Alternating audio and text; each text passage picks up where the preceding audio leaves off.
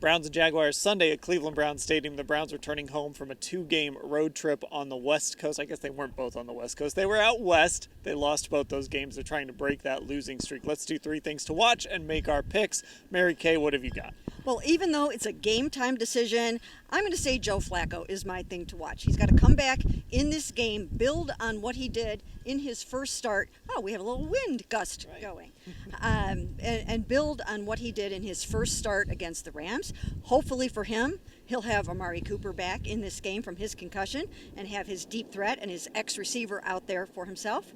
And, he's got to keep this thing rolling along if they want to make the playoffs. Ashley, what are you watching? I'm really curious to see how this Browns defensive line is going to respond to a challenge this week. I thought it was really interesting on Thursday. Jim Schwartz brought up, unprompted, he got asked a question about Myles Garrett, but turned it into a larger defensive line thing, that this defensive line has not had a sack in 2 games. They've only had 1 as a defense overall. It came from JOK against the Broncos. They did not record a sack last week, and we've heard guys talk about it all week. Zadarius Smith yesterday said that Jim Schwartz had been chewing them out over that lack of production, and Jim Schwartz said that's not how we're built. We know where that pressure comes from. I'm curious to see how those guys are going to respond this week against if Trevor Lawrence plays, which I know leads into your point, Dan. Exactly. That's what I'm going to watch. Will Trevor Lawrence tough this out and get on the field? I keep feeling like he's going to. We're seeing reports from Jacksonville that it seems like there's a good chance that he could play.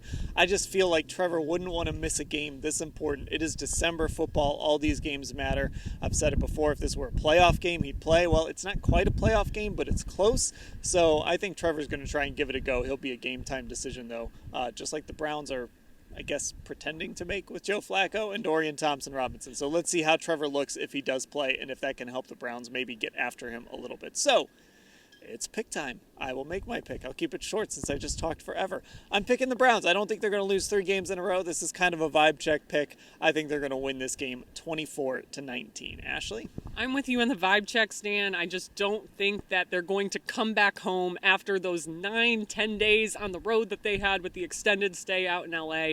And I think this defense is really going to respond to the challenge that their coordinator put up to them. I think they're going to hopefully take care of the football. And if they do, I'm picking the Browns 26-20. Mary Kay, what about you? Clean sweep from the .comers today. I'm picking the Browns to win this game in part, once again, because they're at home where they're 5-1 this season. That is remarkable. So they are really taking care of their home on the lakefront. And then who knows? I mean, if Trevor Lawrence plays, I don't think he's going to be himself. They might face C.J. Beathard, who is 2-10 in his career, so that doesn't bode well for the Jaguars. I think it's Browns all the way, 23-20. All right, there we go. A clean sweep. By the way, Mary Kay has been picking a bunch of these games right. So, hey, I guess that's a good sign for Browns and for me and Ashley that maybe we'll get one right here too. Full coverage of this game, you can find it all at cleveland.com/Browns.